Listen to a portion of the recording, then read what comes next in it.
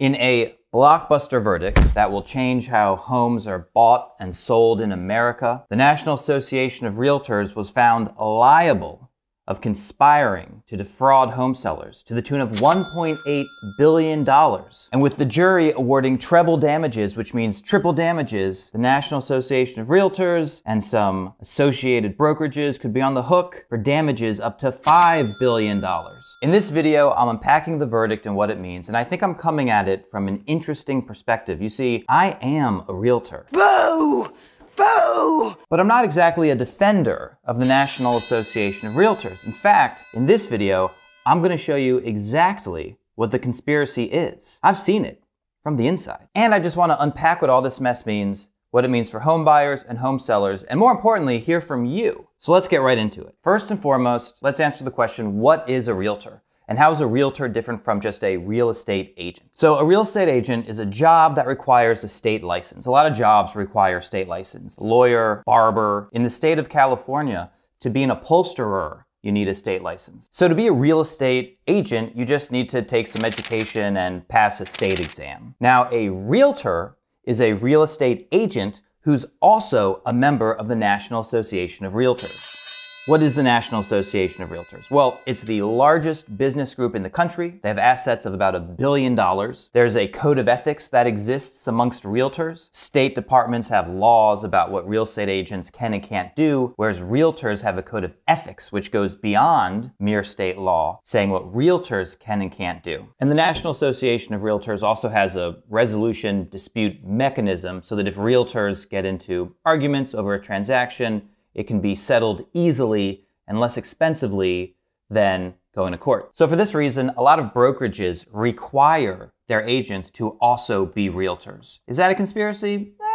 That's not the real conspiracy. We'll get to the real conspiracy in just a bit. The other huge thing that the National Association of Realtors does is manage the MLS. So the MLS, the Multiple Listing Service, is actually a collection of about 500 local MLSs. I like to think of it as like a Craigslist for realtors. The MLS is real realtors who have homes for sale, can make listings so that other realtors who are working with buyers can see those listings and let their buyers know about what homes are for sale. Nowadays, you can actually see what's on all these local MLSs on websites like Redfin and Zillow. In fact, the National Association of Realtors got into the act themselves with Realtor.com. But still, only realtors can post listings to the MLS, and there are rules involved. And when we get into the rules, this is where we get into the lawsuit. And the biggest rule when posting to the MLS is something called the Cooperative Compensation Rule. And what this rule says is, if you post a house for sale to the MLS as the seller's agent,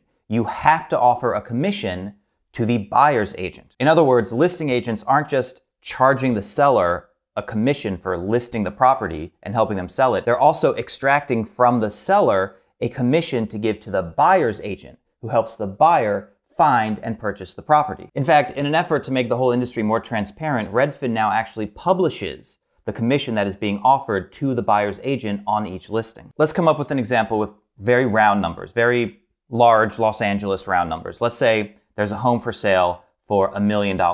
The seller's agent is going to charge the seller a 6% commission to sell that $1 million house. That's $60,000. That $60,000 is going to be cut in half. 3% is going to go to the seller's agent. 3% is going to go to the buyer's agent. So each agent is making $30,000 on the sale of that $1 million home. And therein lies the conspiracy, that the seller's agent and buyer's agent are actually working together, conspiring to bilk the home seller out of more commission. And the thing is, guys, this is a conspiracy. Let me show you how we know. Okay, so I've been using terms like seller's agent and buyer's agent.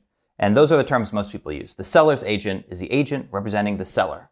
The buyer's agent is an agent representing the buyer. But within the industry, we actually use different terms. The agent who's representing the seller, we call that agent the listing agent. That's the agent who gets the listing, who has the listing, makes a contract with the seller to put the listing up on the MLS. And then the other agent, the buyer's agent, we call this the selling agent, because that is the agent who actually sells the house to a willing buyer. Just looking at what we call these people, they're like a team, the listing agent and the selling agent. The listing agent lists the property, the selling agent sells it. And I'll tell you something, within the industry, it's common knowledge that the money is in the listings. Listing agents make a lot more money than selling agents. You don't have to be one or the other. You can do both roles, even on the same transaction. But what young agents are taught is that you should build up your reputation, you should build up your credentials so that when sellers want to sell, they call you to list their properties.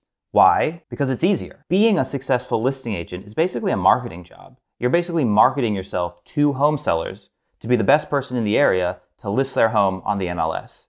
And honestly, once you score the contract, once you get that listing agreement signed, the rest of the job isn't too hard. I mean, I'm not saying it's easy. I'm not saying it's not work, but you get some pictures taken, you spruce up the house, you post it to the MLS, and the MLS does all the marketing for you. Then you host some open houses, you get a buyer under contract, and the escrow process for sellers is pretty simple. You kind of just sit back and wait for the loan to fund and for your proceeds to come in. On the other hand, being a selling agent, that is working with buyers, is a lot more time intensive and requires a lot more work. First, there's the busy work of going to showings and setting up appointments and doing all that kind of stuff, but honestly, anybody can do that. Where working with buyers is actually challenging is during the escrow process, which is much more involved for the buyer. The buyer has to inspect the property and make sure it's in good shape, and be sure to consult with all of the appropriate inspectors and licensed contractors to know what they're getting into. Buyers have to secure the loan, which can mean all sorts of paperwork and digging into tax records and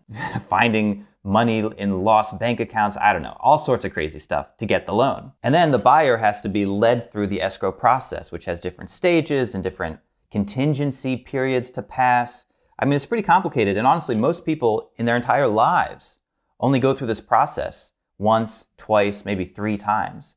So pretty much every home buyer is a novice at what is a pretty complicated process. And this is why I'm pretty comfortable with my role in this whole mechanism. I work with buyers and I specifically target value add home purchases. I help buyers do things like buy duplexes so they can live in one unit and collect rent off the other. Here in California, we have all sorts of programs that make home ownership not just a good buy, but a great investment. For example, in California, it's a streamlined process to turn your garage into another unit that you can rent to a renter or have your in-laws live in. And I help buyers find properties that are especially well suited for this kind of conversion. So what I'm saying is there are a lot of shitty realtors out there, no question about it. I feel like I provide the value to earn the commission on the transactions that I work on. And it's worth noting that even though the agents are kind of working in cahoots, you have a listing agent and a selling agent, these agents do have special responsibilities to their clients. The most important responsibility they have is called the fiduciary responsibility. And that basically says you have to do whatever's in your client's best interests.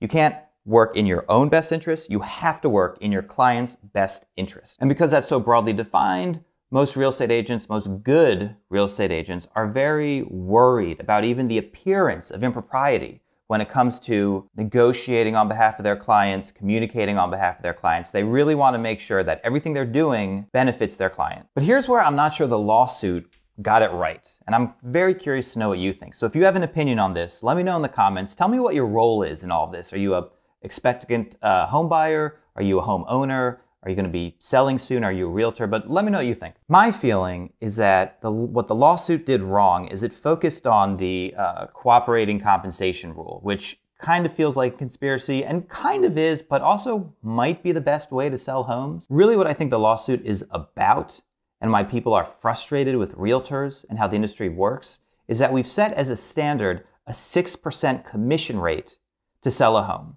And again, that 6% gets split up 3% to the seller's agent, 3% to the buyer's agent. And that's coming straight out of the seller's pocket. And you could argue it's also coming out of the buyer's pocket, because maybe if that 6% commission wasn't there, the home would sell for a couple percentage points less. But I don't really see this as a conspiracy.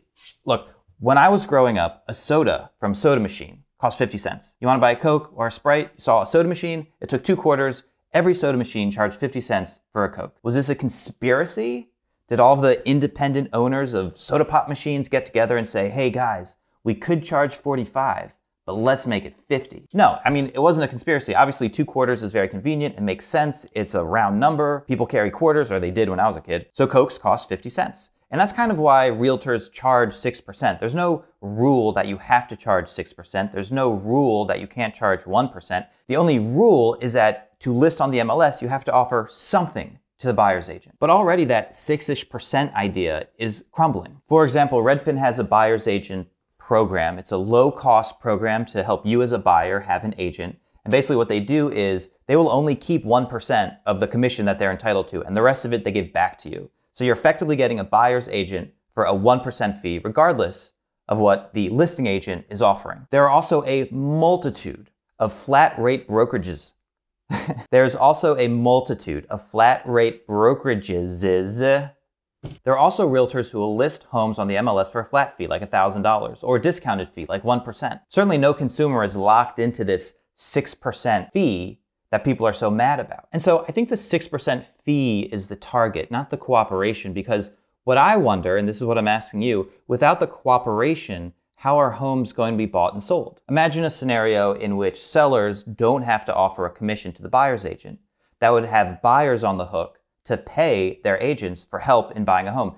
And like I said, finding homes is not difficult at all, thanks to Redfin and Zillow, and coordinating showings and whatnot, also not hard at all. But if you've never bought a home before, and you're suddenly in escrow, and you're suddenly facing these 40-page contracts, it really helps to have somebody who does this every week to help you through it. Another option is that buyer's agents just kind of go away, and listing agents represent both sides of the transaction. This is called dual agency, and this has inherent risks. It's very difficult to balance one's fiduciary responsibility to two parties, especially when the two parties are counterparties on a transaction. So I don't know, I don't see that as a better option than the cooperation agreement we have in place now. I don't have a conclusion to this video because I don't know what the answer is. Really, I want to hear what your answer is. Again, let me know what your role is in the real estate world. Are you a buyer, a seller, hoping to be a buyer, hoping to be a seller? Maybe you're an agent, maybe you're a loan officer. And tell me what you think. How should homes be bought and sold in America? And for more interesting real estate conversations like this one, subscribe.